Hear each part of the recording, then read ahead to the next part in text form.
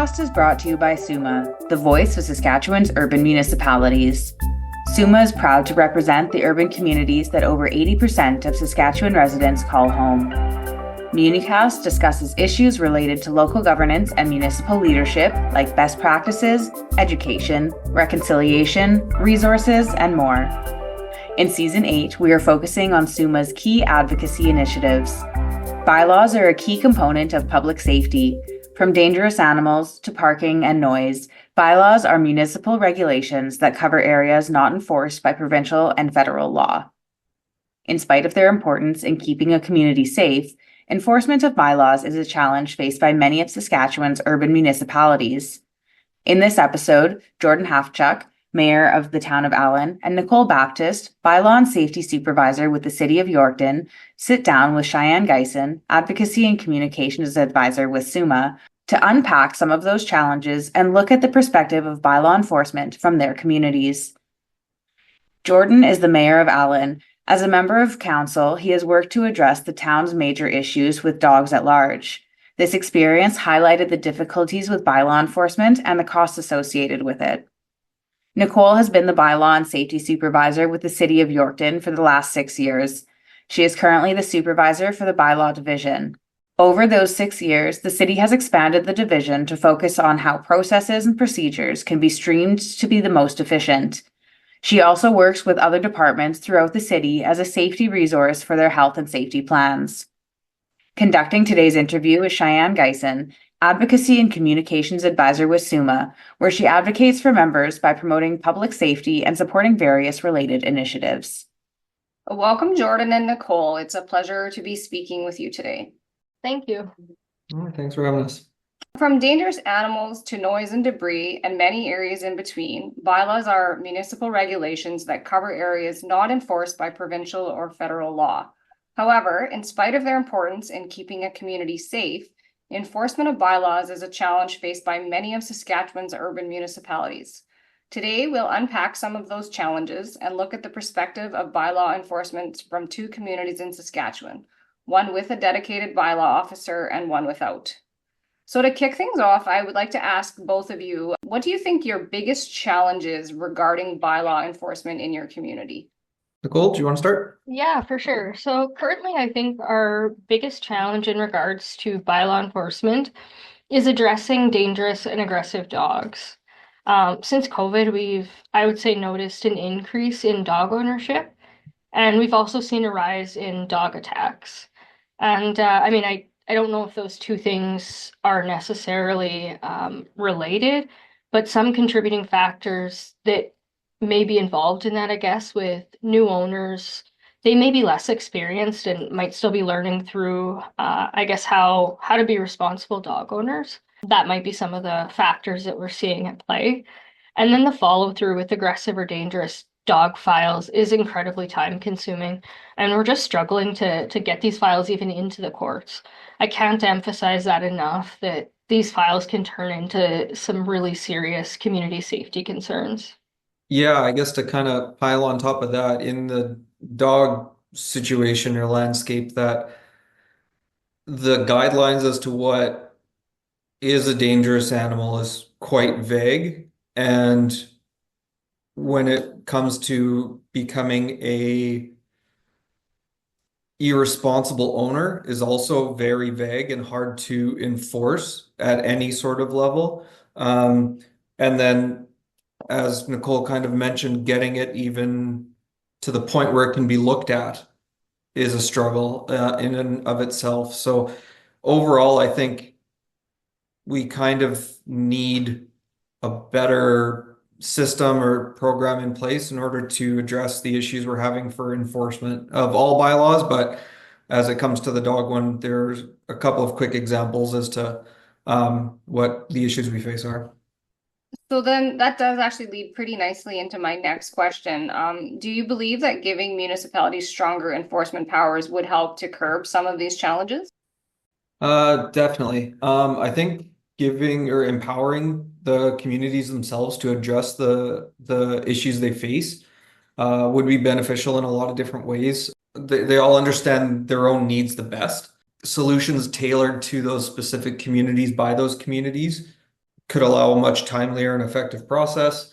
So by giving these communities the jurisdiction, the enforcement power, I guess, would be good, but it needs some sort of a framework or guidelines, I think, if you're going to give the communities that power, just because you don't want due process, abuses of power, fairness, that all needs to be above board. It needs to check all those boxes.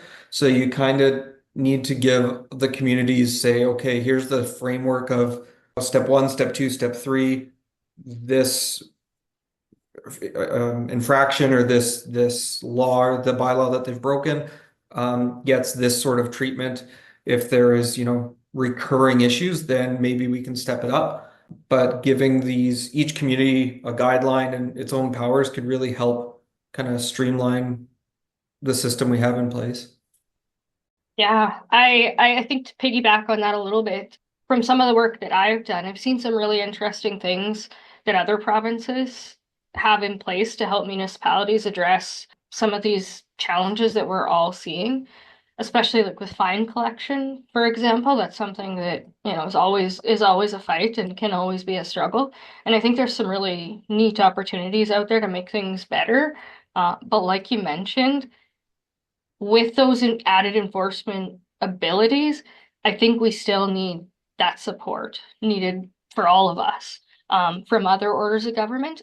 I think time and time again we see things come down the pipeline, we see new opportunities for us, and just having that support and like you mentioned, that framework to really move forward, I think would be incredibly beneficial.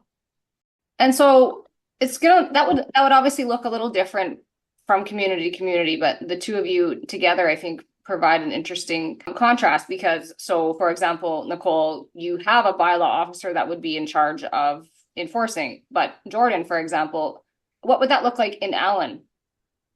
So currently we hire out a third party to do our bylaw enforcing, go home to home in terms of infractions or complaints that were made and addressing that. For the size of our town and tax base is sufficient, I'll say. But we've even, to be honest with you, run into issues of the quality of enforcement officer or officers we've had over time. I believe we've had since I've been on council or lived in Allan, I think we've had at least two or more, and how they had dealt with infractions or enforcing bylaw breaches. One was more one was more forceful, where one is more relaxed in their approach. And when you're enforcing bylaws, you can't really have somebody that's more flexible with how they deal with the situation. It needs to be kind of black and white and straightforward. Right, so this would be where a framework, like you mentioned, would come in handy. And I think, Nicole, too, then my follow-up to you would be, how would a framework like this make your job easier? Yeah, I mean honestly, with my team, one of my big goals moving forward in our division has always been creating that consistency, as we mentioned. Having those processes allows everyone to be that much more efficient. And I think every community struggles with resources. So the more efficient that we can be on a day-to-day basis, the better it is for everyone. And Not sure. consistent, right? Yes, exactly. Yeah. So my next question then, I don't know if you know, but the provincial government did announce a few months ago that it's looking into expanding bylaw courts using the hub model that's currently available in Kindersley, where individuals from surrounding communities would travel to the central location to have their cases heard.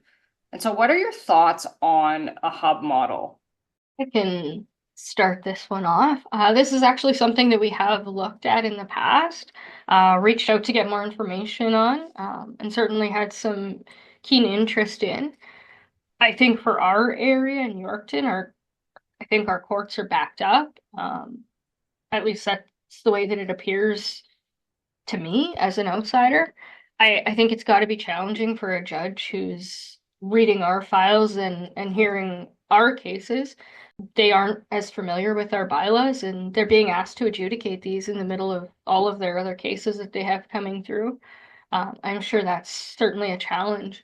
And I think the hub model provides a much more approachable system as well for our alleged offenders. which I think is always a positive for everyone.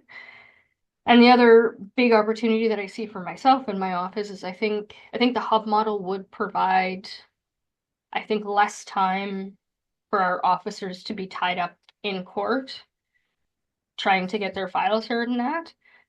All in all, I certainly think it could be a big win for both sides. Definitely agree. I think having more hub models is like a step in the right direction for where we need to go to get everything addressed and not backed up, especially when it comes to having cases heard, especially if people need to be in court personally for that. All of a sudden, you have, like, say somebody from Larange, right? All of a sudden, they have to go all the way to Kindersley to have something heard and all the way back, and you're burning through town or city or municipal money. You're burning through resources and all of that. I think what we, in my opinion, what we should do or what we should look towards is having almost like a two-tiered system of, major infractions and appeals and so, bigger items and things to address. Maybe those move to a hub or have a hub in PA, Saskatoon, Regina, something like that. And then maybe if there are minor issues, minor gripes, minor bylaws, there should be some sort of system in place where everybody can submit their documents and they meet with a judge virtually just like this. So that way everybody doesn't have to make that trip, isn't necessary. The judge who's hearing the case can now more quickly rotate through cases, and you can have a lot more flexibility with enforcing anything, and your hubs won't be as backed up, given you can handle a lot of this remotely. From the smallest villages to the largest cities, every day your urban municipality supports you. The water that travels from tap to sewer, the emergency services that keep you safe, the parks, libraries, and rinks that you enjoy. Our cities, towns, villages, resort villages, and northern municipalities are urban hubs bringing people together. We are urban. Celebrate your municipality as part of the urban family. I think that is actually a fantastic idea. And again, you're doing such a great job of just leading into my next questions. So SUMA has actually been advocating for an approach which would give municipalities 4 options under the umbrella of a single system. So the options would be issuing administrative monetary penalties, enabling offenders to pay off fines using community volunteer hours, entering compliance agreements, or using the services of a screening officer to facilitate mediation service agreements. So the reason that we think that this 4-in-1 would be good is because it allows the system to be adaptable based on the specific needs of each municipality, because as you said, everyone is different. And so what are your thoughts on a system like that? I think it's great. It allows maybe the communities to decide what suits them best, especially depending on the time of year. For example, Allan being a small community, 600 to 700 people, maybe a $250 fine isn't as interesting as, like, hey, we need an extra hand snow clearing, or certain other things that could help the town, maybe more beneficial, that we save in hours or time in other staffing respects. Once again, I think going back to my answer for the enforcement powers, I think there needs to be some sort of framework, or like, you have to, if you're going to empower the communities with how they see fit in terms of enforcement, you have to give them guidelines. We're not judges. We don't know the letter of the law, but if we know, hey, this bylaw, you either have this fine, this many hours, or mediation services, like, take your pick, like, that at least gives people that may not be as clearly or well informed at least the flexibility to choose what they might see fit or work best with the situation. Yeah, I think my thoughts align very well with that. I definitely could see using all 4 of those options, and depending on the situation. But I think from my perspective, much like you had mentioned, it can't just be implemented and then the walkaway happen. We need to have the full support through the implementation process and thereafter. I think part of the struggle with our current system is where do we go when we're having challenges and we need to work through some of these complex files. We've contacted our peers, we've reached out to different government offices, we've contacted our lawyers, and there's still no other options. I think it's that support that I often struggle with and not having that. So I think there still needs to be resources made available after the new processes are implemented. Because at the end of the day, we're only as good as our follow through, right? My other concern, if we open this up and give municipalities more options, is the additional costs cannot be offloaded to municipalities.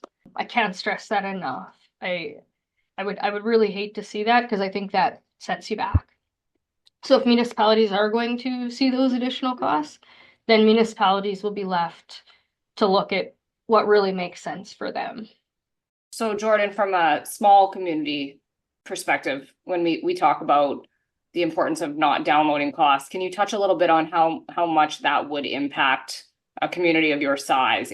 Yeah, and it's depending on how it's handled can be very different. So, for example, when we were having issues with the dogs in town, not only like do we need to have we need public to have physical pictures and proof, bring them to the office, show them, have a write-up, which in and of itself can be a struggle because people like to use social media to make people aware, but that doesn't mean the office takes complaints from social media and files them. Like it doesn't work that way. So part of it's public knowledge, but the cost, sorry, back to the question, the costs associated, and infrastructure needed would be tremendous. And you think like, okay, when we were having a dog issue, all of a sudden you need an on-call dog catcher or somebody that's certified with equipment, ready to take a call at any time. On top of that, you need to have proper kennel facilities that are up to standards and codes.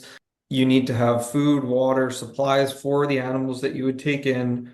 There's so many steps and layers that simply addressing one section of our entire list of bylaws can be very detrimental, and you can't have a tax increase.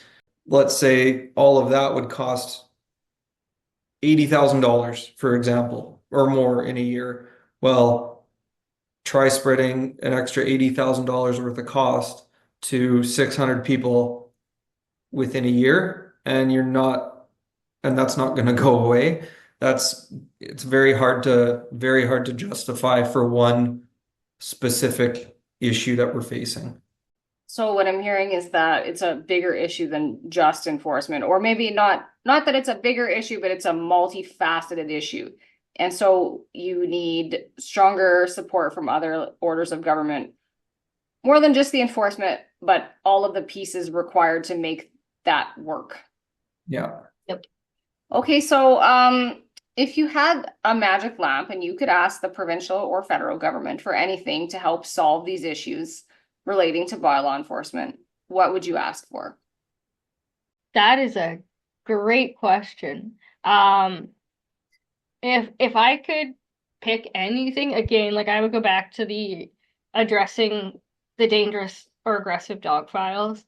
These are such complicated files and scenarios that we're seeing, and we need that support to really tackle those issues. We've talked to other communities, as I've said. I know we're not alone with this. We need to figure out what the options that are available and how to use these. Like we talked about the framework, all those things. Many of these files are turning into very serious community safety issues. And we've exhausted several different avenues to deal with these files, animal protection services or legal team, peers, you name it. Like we've really tried to address this ourselves. And in a nutshell, I think it really just comes back to creating that clear process for how these files are handled.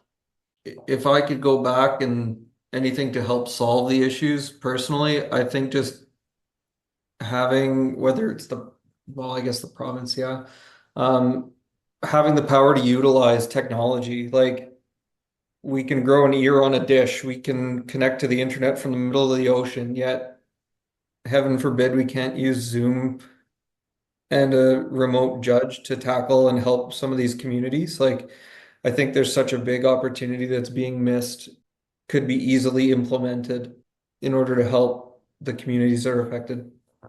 And what are some other examples of bylaws you struggle to enforce in addition to dangerous dogs? Honestly, one of the bigger ones that I would say we are struggling with is our noise bylaw. That's one that's come up a little bit with us lately, whether that be barking dogs, whether that be loud music, whether that be engine retarder brakes, you name it. Those ones are tough to enforce because you need proof before you're gonna write any charge, period. So how do you get that proof? Well, you kind of have to get your public to help you out in some of those cases, right?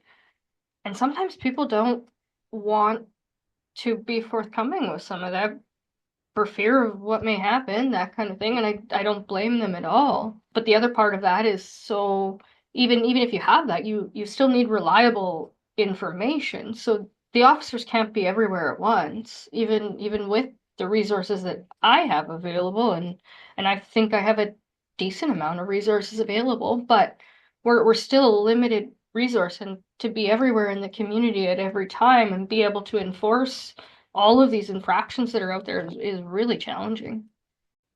Yeah, literally echoing is the noise enforcement, to be honest with you, noise complaints, whether that's too noisy, whether that's certain times a day, people not having business licenses for certain companies they run, or if it's a side practice or whatever, that just because you run it on the side doesn't mean it's all hush hush. Like there's needs to be some sort of due process involved, and it's tough to enforce when if you bring it up, they say, "Oh, well, I don't run a business. It's a hobby." Well, where are the lines? And so then I think what I'm hearing is that then we're going back to needing that structure, right? So do you think additional education could help solve some of these other issues? Yeah, definitely. I know I've been trying to work with when I was on our previous council and now with our new council, trying to have more resources and public knowledge and communication to be more of a focus placed on that. Because if people don't know the steps how to make a complaint, if people don't know all of the bylaws and the times, well, then that's half the battle. They need to know what they are and are not privy to, allowed to do, or what we are going to enforce. Yeah, I agree with that. Because at some point, and I think that kind of comes back to the concept of needing voluntary compliance, right? At the end of the day, your goal is always voluntary compliance. You want people to do what they're supposed to do rather than having to enforce it. So yeah, education is absolutely key. And on that sort of same branch, how do we get people to work with us then to help with enforcement? Could we see this, the incentivization, become part of the structure that we're looking for the provincial government to lay out? I think sometimes if you dangle a carrot in front of people, they're much more likely to chase it. You're Yeah, probably right. Yeah. you're not wrong. The only issue that or speed bump that I could see having in the future is, are people, oh, they see it as a potential cash grab or opportunity in whatever means, that it's just an opportunity for them to, oh, I heard a noise complaint from this place as I was walking across town or something. You'd have to have safeguards in place. Mhm. Do you find that people don't take complaints like noise as serious as the more major complaints like the dangerous dogs? Depends who's making the complaint. We find in certain in certain areas of town, if people have neighbors that are, whether it's, having get-togethers outside or maybe woodworking is a hobby in their garage and it gets to being loud often, then for those, 2, 4, 6, 8 people surrounding them, it is a very big deal outside of noise hours, even if the garage doors are closed. Obviously, with the dog issue we had, everybody took it very seriously because it did affect the entire community as to where these dogs were getting out and who they were affecting. So I think, yeah, there is, scalability, or like you see the seriousness of some infractions are more than others, but it all depends who it happens to.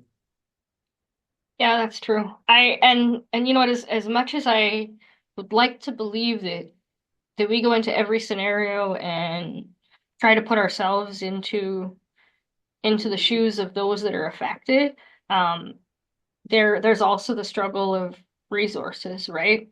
So at some point, like everybody in every job, you have to start prioritizing because you don't have the resources to do everything.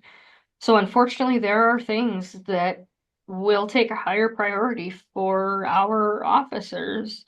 Animals being loose, definitely one. Dog attacks, yeah, those things will definitely take precedence over a parking complaint, that kind of thing. So yeah, unfortunately, as much as you want to boil it down and let everything be as fair as possible, yeah, there's definitely different priorities and that play into some of that. Yeah. And like how certain individuals might go about solving an issue before raising a complaint. Say if, my neighbor the night before had a party or whatever, and it was pretty loud. Well, I have 2 young daughters at home. The next day or maybe day after, depending on how late they went, I'd go over and say, hey, you know what, can maybe just be a little bit more considerate, or let me know and we'll take our girls for a sleepover at the grandparents in Watrous or something. Mhm. That's how I would handle it personally, but others might go straight to the office for a complaint. And that's where, you know, in certain individuals' eyes, that noise complaint could be the be all end all. Meanwhile, to somebody else, a dog attack is a Mhm. much more critical issue. Yep. No, that absolutely does make good sense. So my last formal question, and I guess I did kind of ask this, but I'm gonna ask it in a different way. From your perspective, what is the best way to solve the issue of bylaw enforcement within your municipality?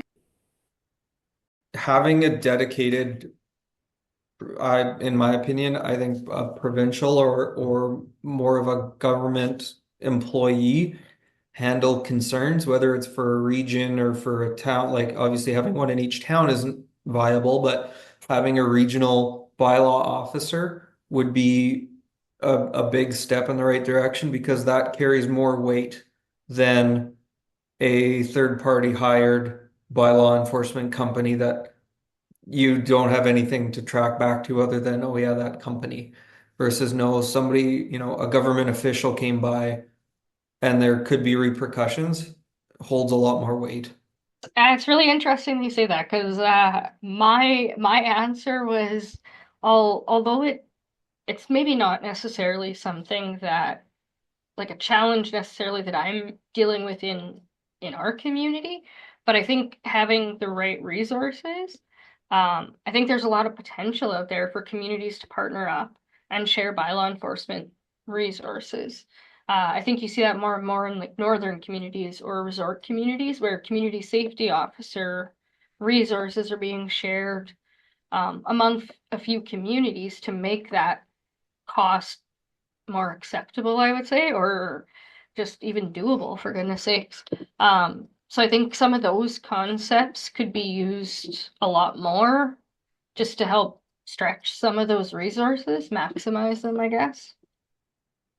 Okay, so I don't have any other formal questions, but I always like to finish things just by asking if you have any final comments that you would like to leave listeners with. I can probably start that off.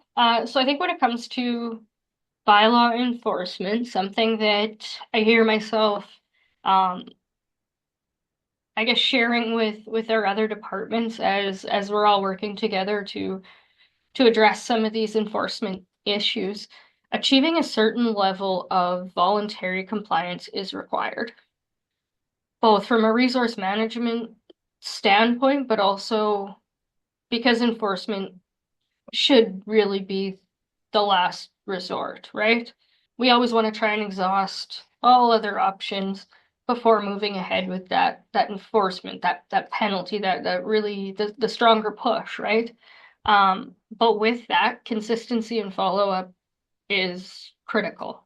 If you're going to do bylaw enforcement, you need to have a plan to follow up, whether that be following up on an order for cutting grass or following up on unpaid tickets. I think without that follow through, the initial work means very little. And I think that goes along with communication and education. I think you can only communicate and educate for so long before that enforcement piece needs to come in. Yeah, I think kind of agreeing with Nicole, like it's essentially one big puzzle, right? I think, having clear defined guidelines that towns or communities can enforce for is the first piece, maybe, and public knowledge is the first piece. Maybe enforcement is halfway through the puzzle, and then the last half is follow through and kind of tidying things up and making sure it's followed. Because I think right now there's a lot of pieces that are scattered or missing, and I think we just need somebody or someone or something to put it all together to help, all these communities really thrive and not necessarily have to get to the enforcement or follow through all the time. On that note, so Nicole, would communities without an officer be able to reach out to a community like Yorkton that has one to just maybe learn more about how things are handled? Because maybe sometimes it just comes down to just not knowing. Absolutely. My door is always open, my phone line is always on. I absolutely send me an email. I'm happy to have those conversations, and I rely on my peers as well when I'm faced with a problem. I am happy to reciprocate that. And Jordan, Allan was in the media not too long ago with their dangerous dog issue. And so would you be open then to having communities reach out to you to discuss how you handled that? 100%. Yeah, we've had other communities at whether it was a previous convention or just on their own. Or as you know, the election was just held in November. I was on the previous council, but the previous mayor had fielded calls and emails from other communities, as well as our administrator who had fielded from other communities and other administrators voicing their frustrations, going through the same thing. And what did you do? How did you do it? So yeah, you never want to be the example, but sometimes you do have to be in order to help others. Well, thank you both very much for taking the time to join me to discuss some of the challenges with municipal bylaw enforcement. I know it's not easy and there's no one size fits all, but I think we had a great discussion today, and I'm hopeful that our listeners can get some ideas and at least know they're not alone. This brings us to the end of another episode of Municast. Thank you for listening in. In our next episode, SUMA's Advocacy Advisor, Agostino Asasari, will be sitting down with the Ministry of Environment, Saskatchewan Waste Reduction Council, Association of Regional Waste Management Authorities of Saskatchewan, and the Targeted Sector Support Program. This episode, Collaborative Waste Management, will be released on April 30th. Is your municipality a SUMA member? Did you know elected officials and staff have access to resources, meeting and webinar recordings, templates, and more through the member portal? Each member municipality has one shared login to the portal. Chat with your administrator or contact the SUMA office for more information.